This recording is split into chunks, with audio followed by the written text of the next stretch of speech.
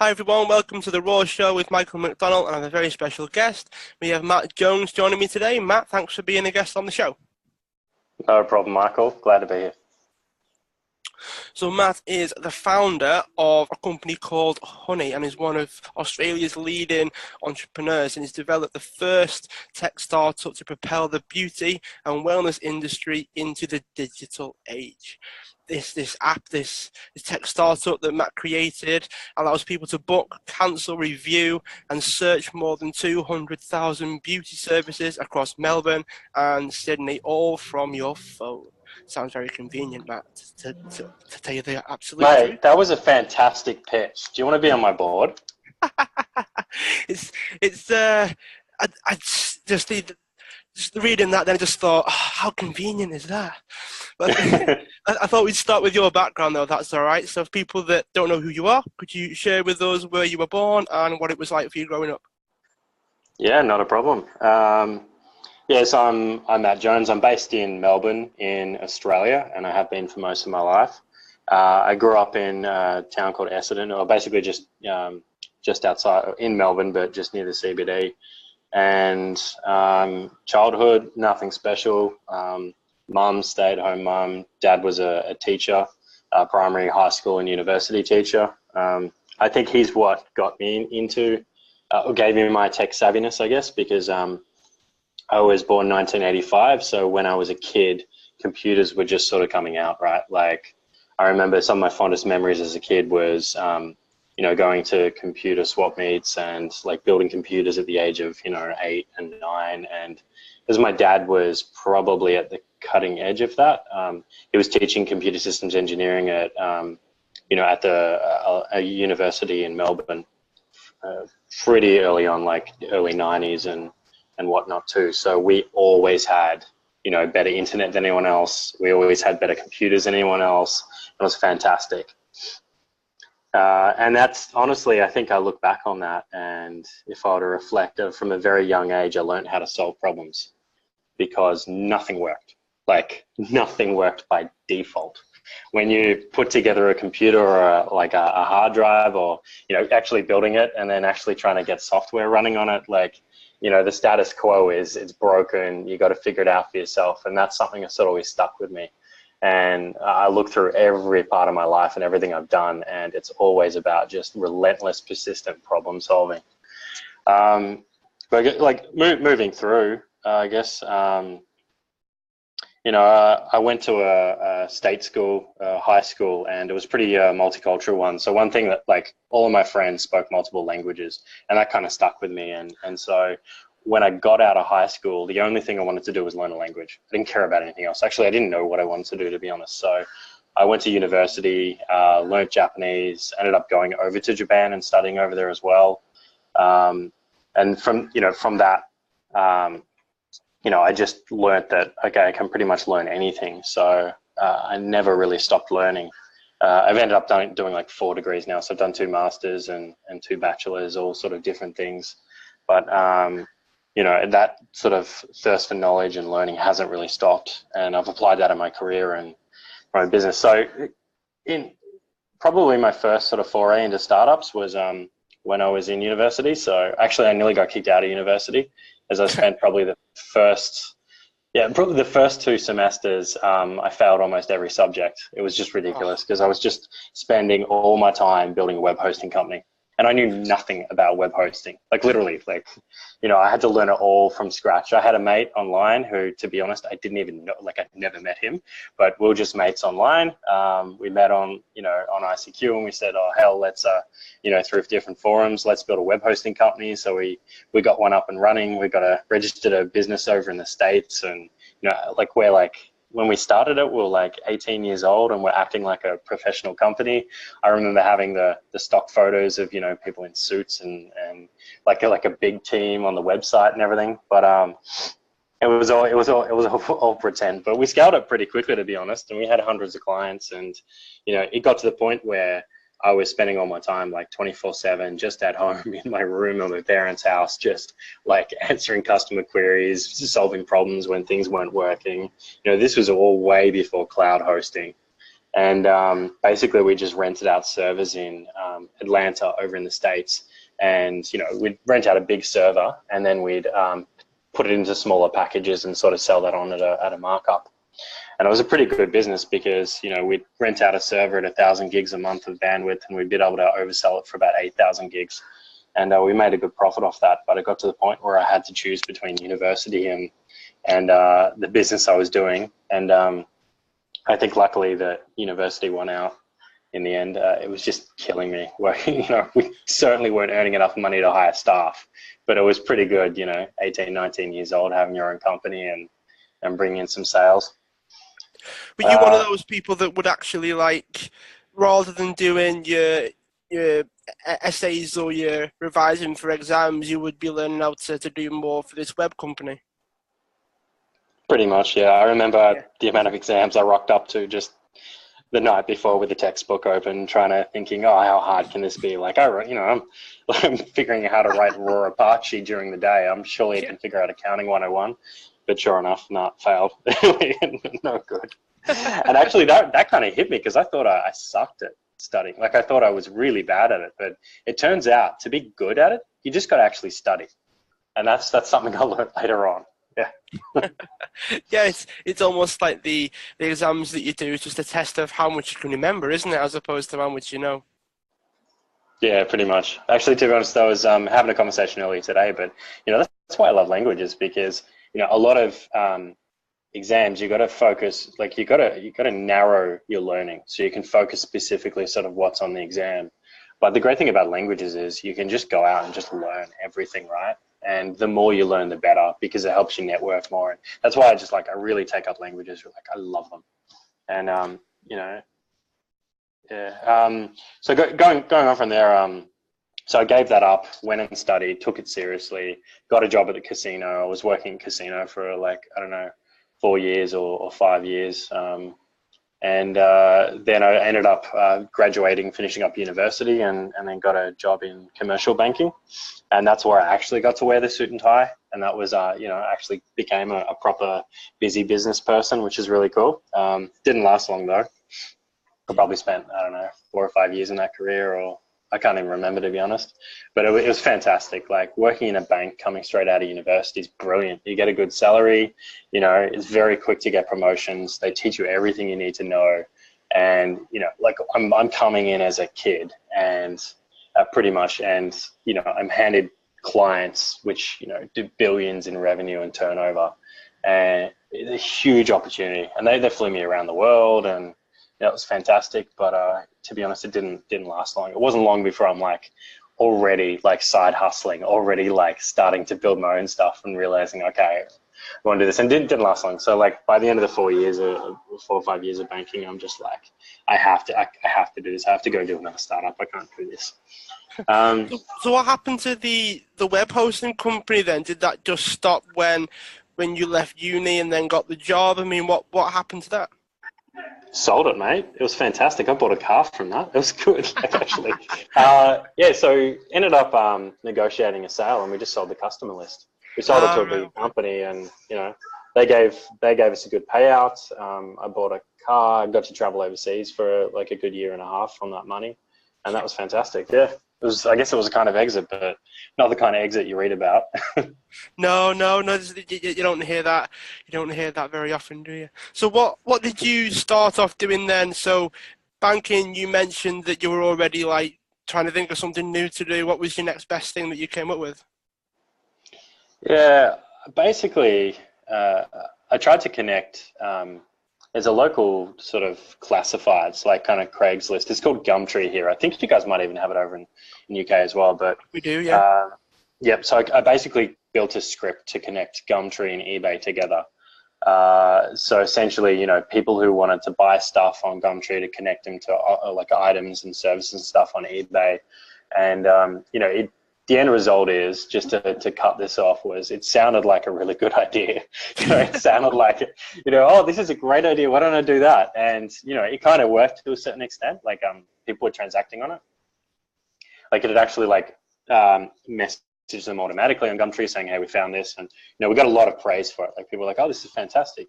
Thank you very much. But, couldn't generate any revenue. Everyone wanted to pay cash and you couldn't hold the transaction. So it was a nice idea, but it certainly didn't turn into a business or anything I could live off.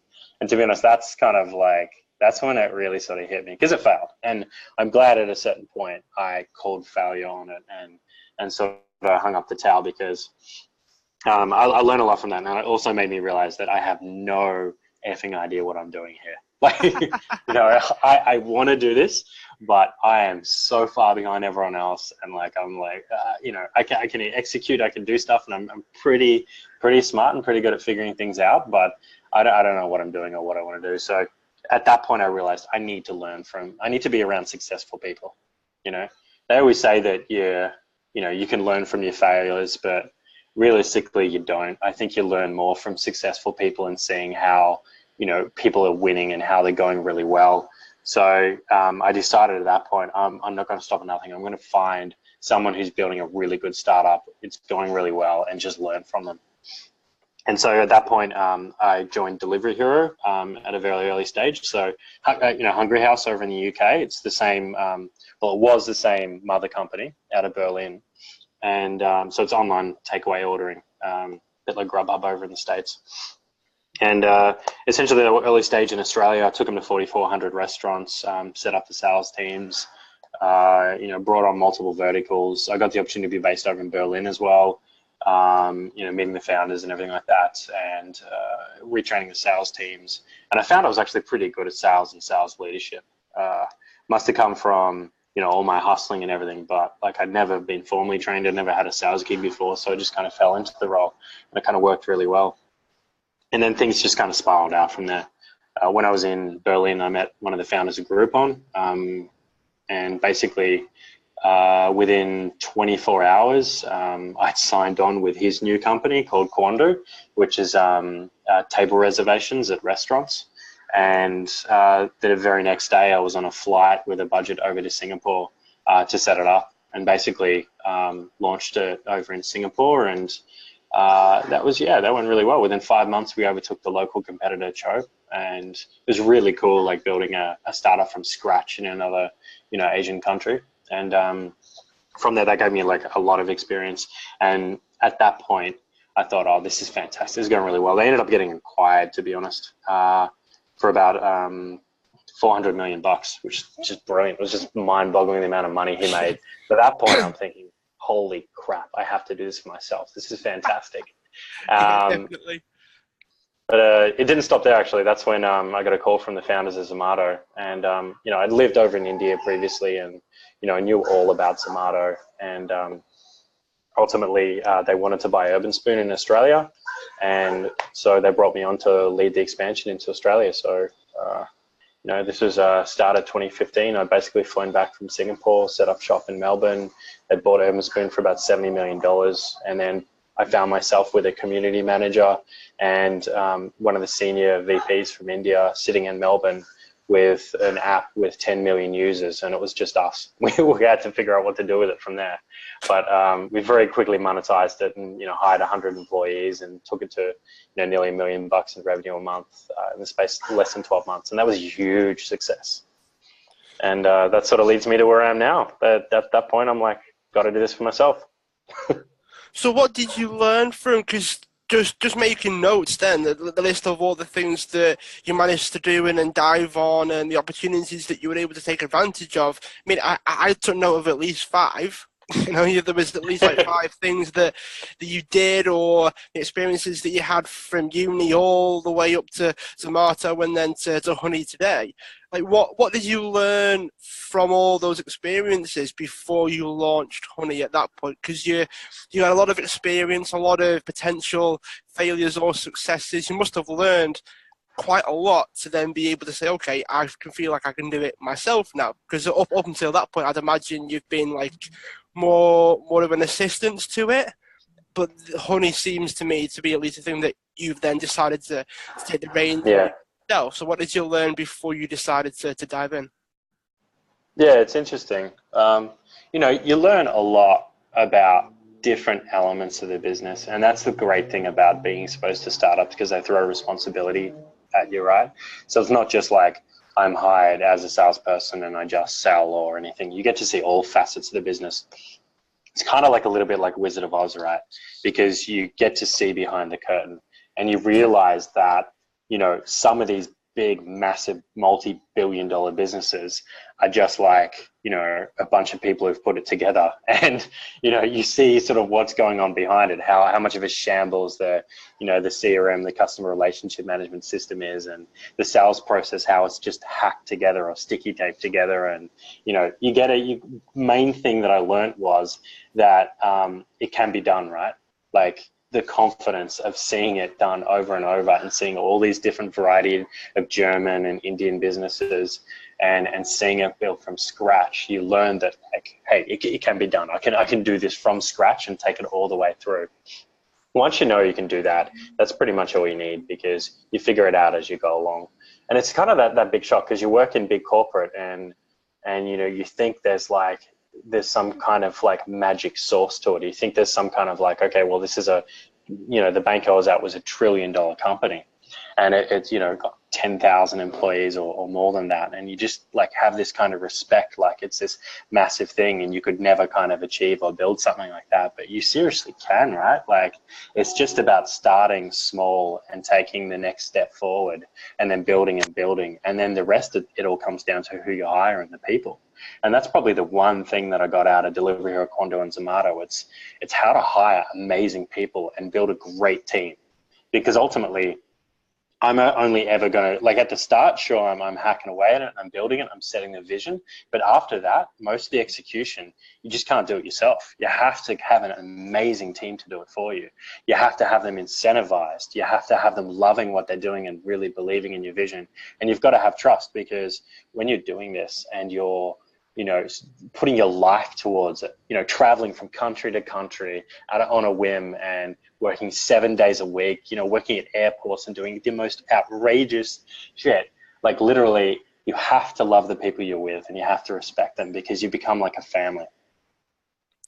What was your next step? So once you decided that you were going to start Honee and start helping people in the health and wellness side of things with their bookings and the services they wanted, how did you get it started? Because I imagine you had a lot of ideas, but thanks to your experience, you probably had a lot in terms of, okay, in order to do this, I need to do X, Y, and Z, and 1, 2, and 3, and 4, and make sure it all integrates right. So what was the next steps for you? A good question. I'm really trying to think back. What was like one of the first things we did? I think, you know, ultimately we'd left Zomato, so you know, a bunch of us left Zomato to do this and get this going. And we had one client in particular, Chris from Preen, which is a pretty high-end salon on Collins Street. And he was the one who originally gave me the idea and said, listen, you've got to do this for the beauty industry. And I think the first thing I realized was, like, we don't know what's really going to nail it in this market. We can have a look and see what other people are doing overseas, and there are plenty of people doing it in the States and over in Europe. But ultimately, you know, there's so many different ways we can attack the problem. Do we want to do bookings? Do we want to do websites for them? Do we want to do advertising for them? Like, it's so many different verticals we can do. So the first thing I always do is just go out and speak to customers. And so I think when the space of like a couple of weeks, we'd spoken to over 100 salon owners. We just like forced our way in, found the owner, chatted to them, and just did a full discovery to learn about their business. And then from there, we became pretty apparent that most of them are getting completely ripped off online. Like, they're paying $5,000 to $10,000 for a WordPress website. Even today, I'm meeting owners who are paying like $15,000 to $20,000 over a 3 to 4 year period for just a WordPress theme. You know, they're getting completely ripped off for their web presence. So I thought, well, as a first step, why don't I just do it for them? So really, the first thing we did was we physically walked the streets and you know, walked into every single salon and took GPS coordinates of the doorstop, menus, their prices, descriptions, inside, outside photos, you know, outside photos so you can find it on the street, like everything. And so we did that for about 4,500 salons in Melbourne. We covered an area of like 4,000 or 5,000 square kilometers on foot over a period of months, right? And then And I thought, okay, well, why don't we just get this online? And then when we did, we compared our database to Google, like literally searching for them, and 60% of the salons in Melbourne could only be found on our website, which is bizarre. We'd sort of like as a first step, really sort of trying to like have an impact in the industry. We became the web presence for the majority of the beauty industry in Melbourne. And it's like, okay, we should raise some money now. Yeah, it seems at least to me like a massive like light bulb of validation there. You must have like tested the water. And, okay, we'll just have a look. You probably didn't even go in with the intention of like, let's compare ourselves to Google. You probably just tried it and just see what happened. And it was like, oh, more than half. Okay, that must mean, yeah, it's probably worth doing. It's probably worth committing yourself to. Yeah, I couldn't believe it, to be honest. I still remember when we had like the first visitors on our website. Our CTO who built the content management system, which it all went live on, he was like, it's probably just bots. And then we got to 100 users and he's like, it's probably just more bots from Google. And then we got to 1,000 users. And, now we're over 1 million users. And it's just like, okay, when are we going to validate that? When are we going to start believing that this is having a massive impact? And, I still look at it today. It's not a major part of our business now because we've moved on and there's so many other ways we're helping business owners. But I look at it now and it's just flabbergasted. Like even today, I would have thought someone would come in and just with more money and destroy us. But I looked at the stats the other day and it's like, since we launched that and, we're in this small little office we got for free and just going out and visiting venues, we've had over 40 million search impressions from Google. It's just flabbergasting. We've just soaked up all this traffic for all these venues owners, which they wouldn't have gotten if we didn't go out and put their sites live. Yeah, I mean, if they're having to just use Google, then they're only getting 40%, right? Because you're at least 60%. So it's a massive jump when you take over half the actual searching of a particular service within an area. That seems pretty huge. What if someone listening to this was, let's just say, 2 or 3 years before you started? So these could be people that are in university, these can be people that are in a job, these can be people that are starting out, people that were like actually in the weeds a little bit as opposed to slowly getting themselves out, like people that are struggling to find out what it worked, if it's going to work, if they're able to still do this. Maybe they're contemplating giving up and maybe getting a job or whatever it happens to be. You can sort of picture that in your mind, the type of person that I'm talking about. What advice would you give to someone that's in that position? So, I mean, if you haven't taken the leap and you haven't sort of started it, then I definitely say go and learn. Like go and learn from people who are doing it and are doing it really well. Very easy to go to, no matter what geography you are. Go to accelerators, go to incubators. They always do demo days. They always do intakes and interviews, and just find companies that are successful in getting in. They always need a hand, like no matter what it is, and just like get an internship there, work for free, do whatever you need to do, and just be around people who are succeeding, and you'll just soak it up. And you'll build your own confidence, which is extremely important. If you have taken the leap and sort of you're already doing it, there's so many things I could say about that, but I think probably the number one is just really focus. Like focus on your customers or whatever segment you're in, understand them as best you can. And when I meet founders and I look at people who I sort of, aspire to be like and who I'm quite, proud to see succeed, I look at them and always they're the people who are just most persistent about really understanding their customers to the point where they're just like always in front of them, always talking to them, whether it's a B2C app, whether, direct to consumers, something like Tinder, or whether it's, a B2B app or even an enterprise app, just like knocking on random doors and trying to get into corporates and learning about people's roles so you can help them better. And no matter what you're doing, you cannot go wrong if you just learn as much as you can about your customers. And I see a lot of founders who don't do that right. Fortunately, who sort of like, build it, get it out there and try and learn from marketing or A/B testing and, all that sort of stuff like that. But there's no substitute for just going out and chatting to people.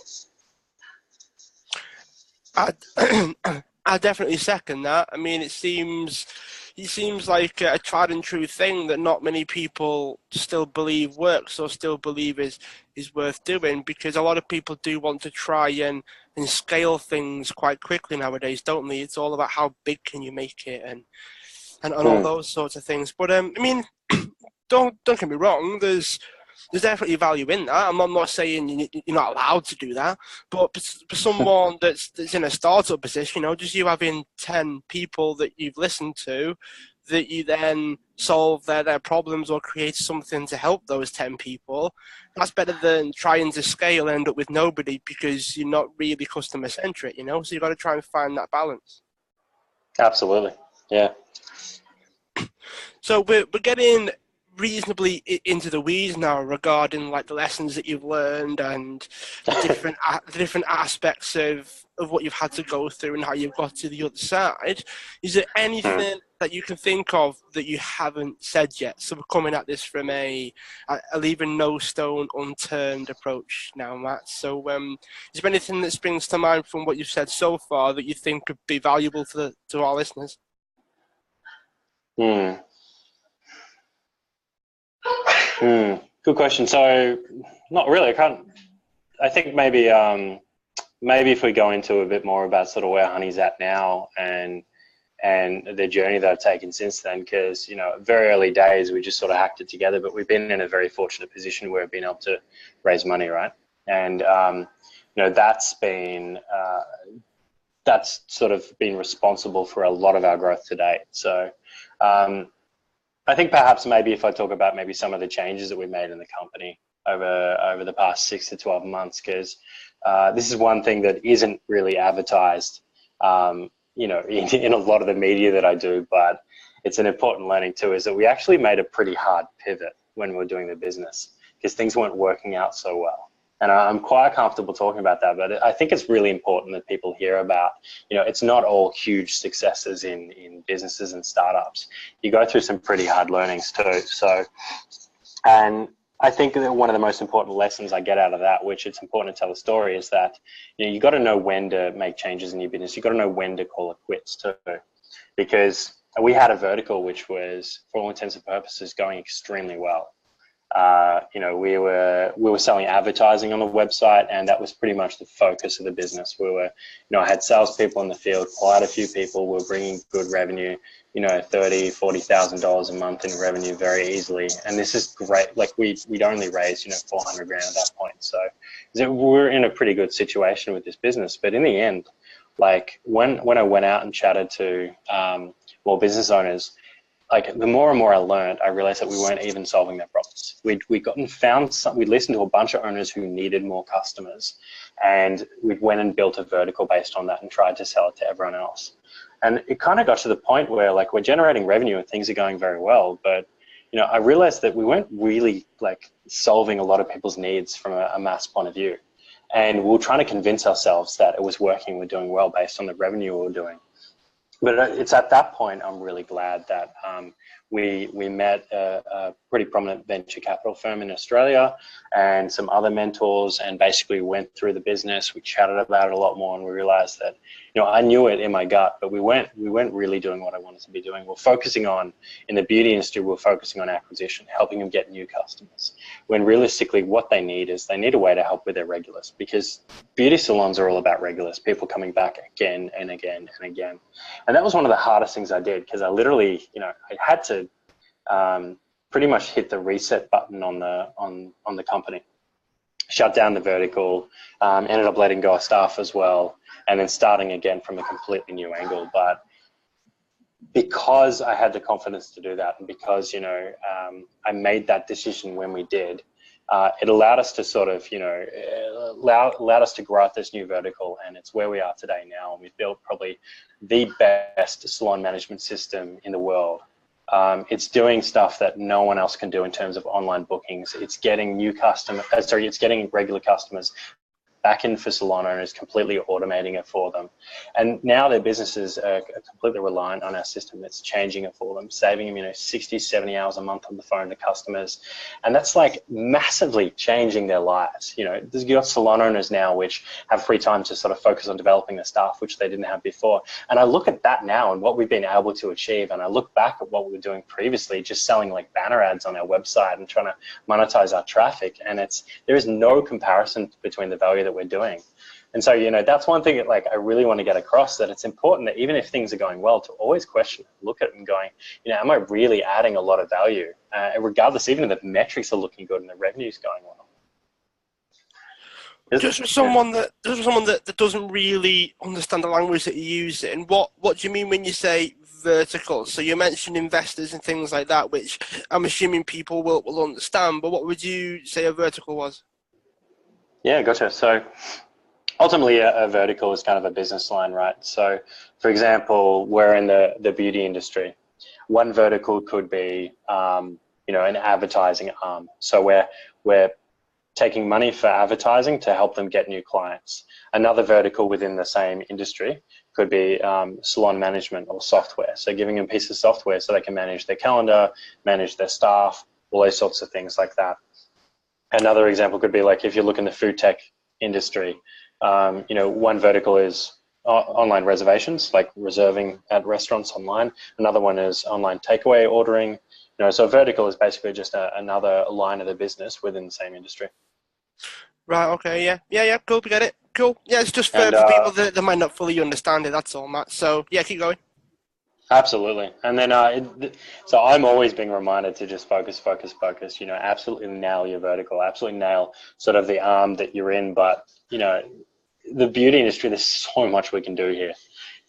As an example, we're in salon management. We've got the website, which, we were earning good money on advertising, but we just give it away for free now. So, anyone who wants online bookings through it, anyone who wants advertising space on it, we don't really charge for it anymore. We just, we're trying to help businesses out. But the salon management business is going really well. But every day I get asked, Matt, can you help me hire staff? Can you help me find apprentices? We've got all these educational contents. Can you help me get this online too?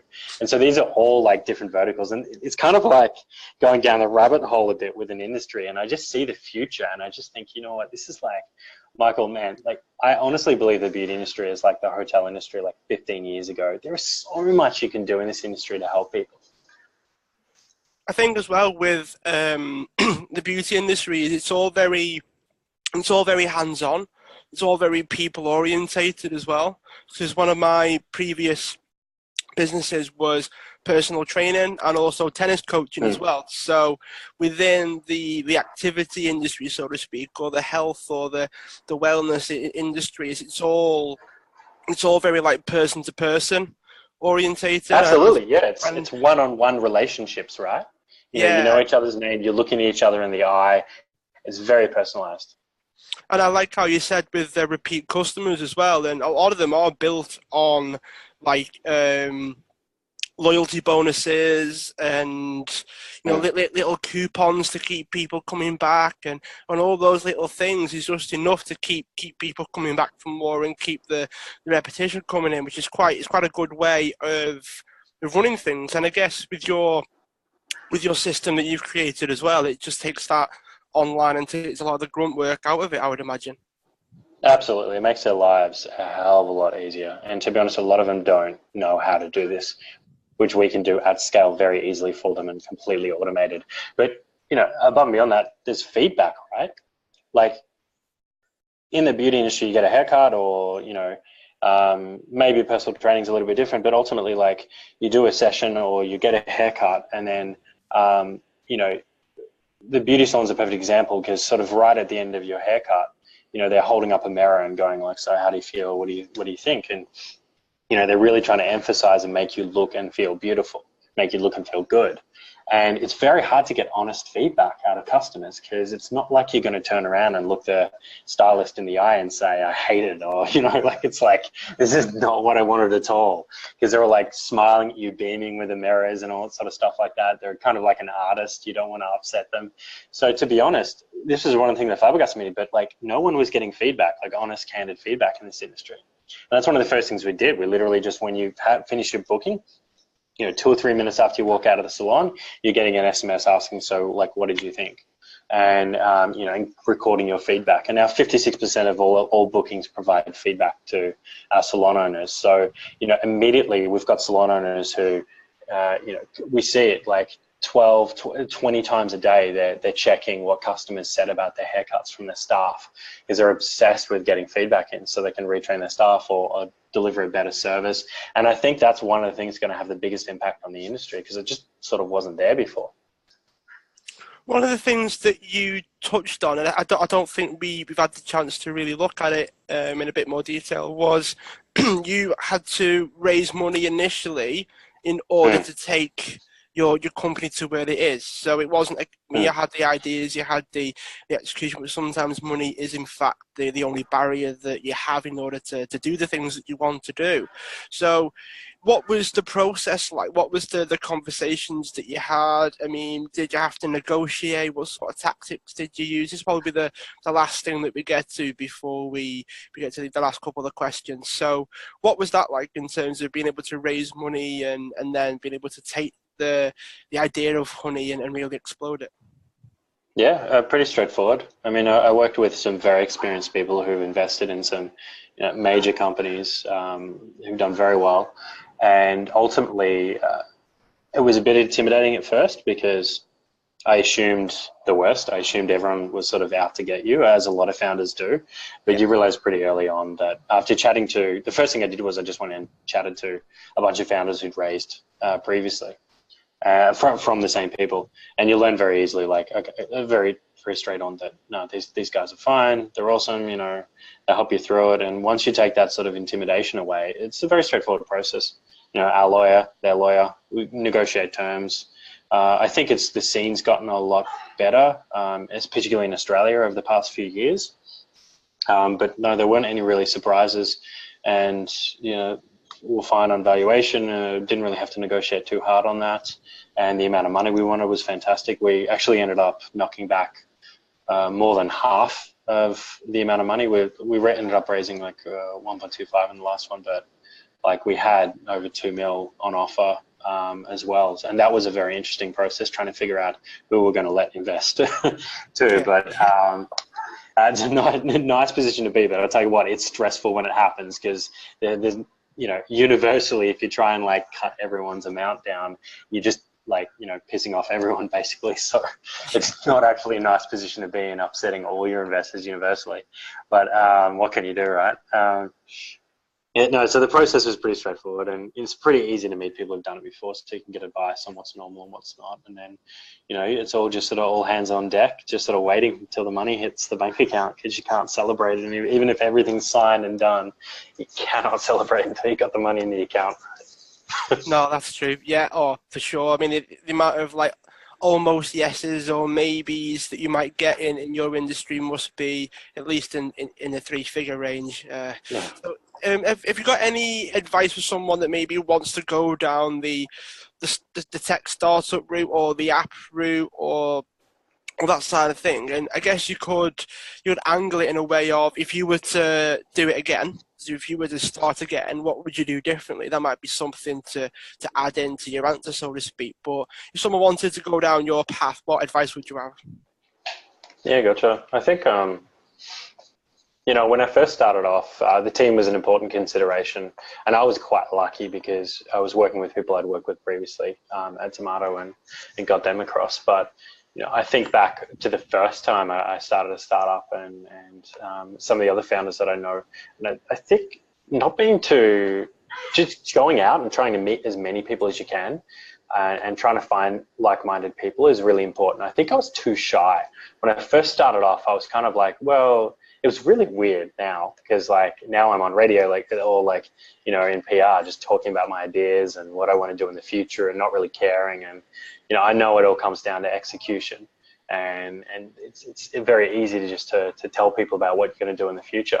But ultimately, when I first started off, I think I was very guarded, right? Like I was very I've got this great idea. So what I'm going to do is not tell anyone about it and keep it to myself, and then try and like build it. And then, because if I tell anyone, they'll rip me off and do it, and then I'm sort of dust. But yeah, I think, you know, not being shy about it and just going out and telling as many people as you can, because ultimately, like, you can do it, but you need other people to help you. And that's the most important thing as a founder, like recruiting other people to believe in your vision and doing that. So you just got to get out there, pitch, get on stage every opportunity you can and tell people about what you want to do, inspire them with your passion. Maybe the idea sucks, but they like you, you know?